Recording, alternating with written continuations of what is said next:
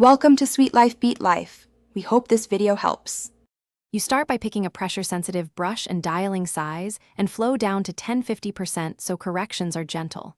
Next, enable tilt or angle sensing if your tablet supports it. This makes strokes react to your hand. Once done, create a new layer and set opacity to 100% and blend mode to normal. That isolates changes. Now place a confident first stroke, moving your wrist, not just fingers. Feel the brush lay down a variable line. This is the base of freeform work. Once you have the base, mix long, confident passes with short microstrokes to build texture and rhythm. You want contrast between broad shapes and detail. Make sure to adjust brush smoothing to 10-40%. That reduces jitter but keeps expressiveness. Also, change brush size with hotkeys frequently and tweak hardness or opacity as you go. This creates natural transitions. If a stroke reads flat, press harder or tilt to add weight.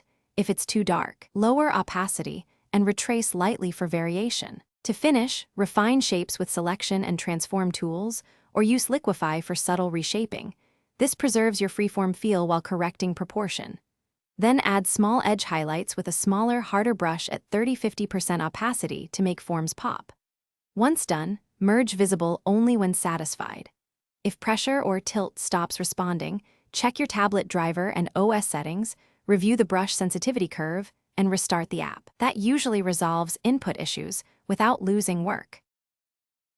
Thanks for watching. Consider subscribing if we helped you.